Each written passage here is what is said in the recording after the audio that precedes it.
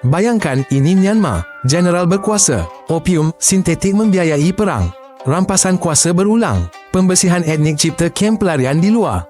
Ini topik kita, Myanmar, Jeneral, opium, rampasan kuasa, pembersihan etnik. Kami akan bincangkan fakta, siapa kawal wang, mengapa orang lari, peranan jiran dan apa mungkin berlaku.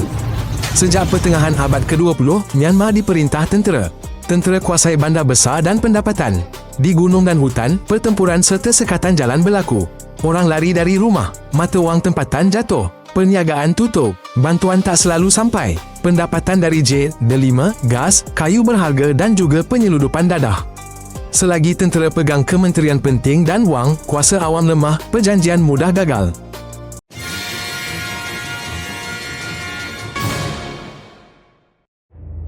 Myanmar terletak antara India, China dan Thailand serta mempunyai garis pantai yang panjang.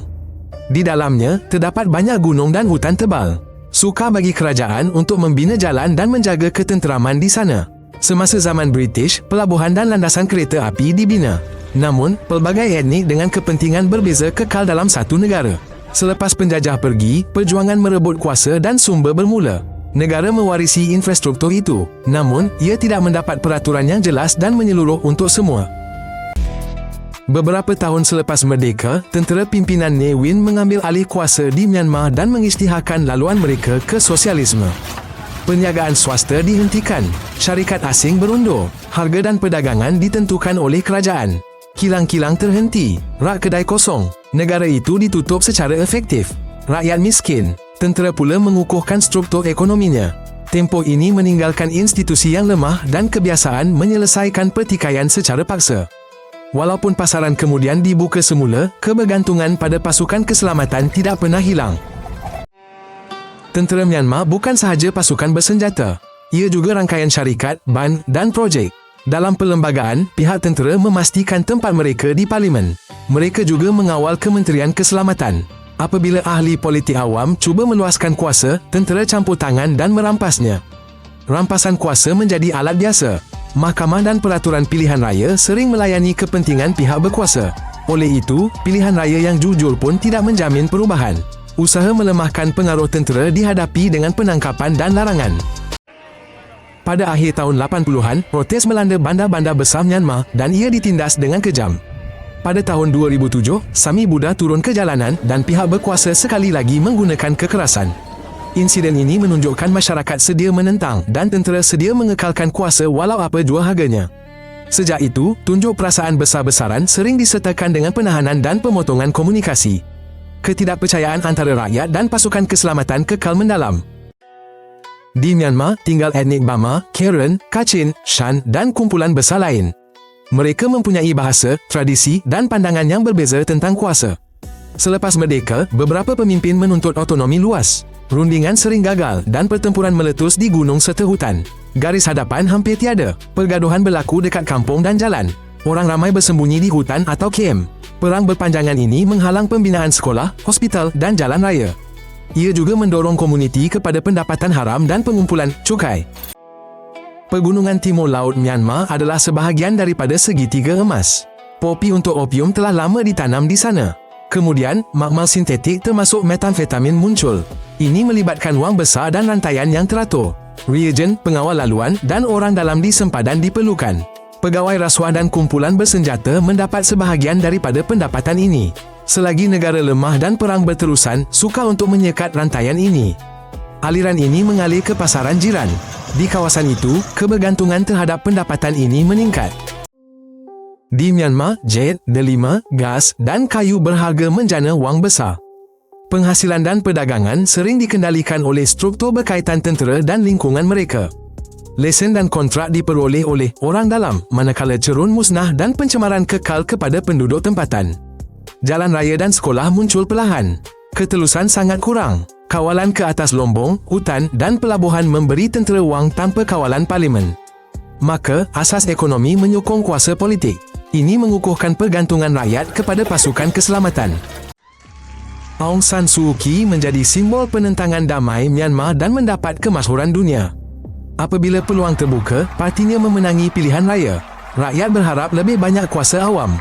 Namun, perlembagaan mengekalkan agensi keselamatan dan kerusi terjamin untuk tentera.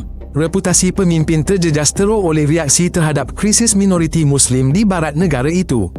Masyarakat dan pemerhati mengharapkan perlindungan hak asasi yang lebih jelas. Namun, tindakan kerajaan adalah terkawal dan bercanggah. Di barat Myanmar, hidup sebuah minoriti Muslim dengan status kewarganegaraan yang dipertikaikan.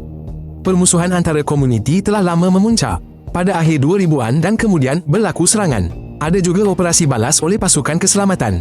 Aktivis hak asasi merekodkan pelanggaran besar-besaran. Gelombang penghijrahan besar berlaku pada tahun 2017.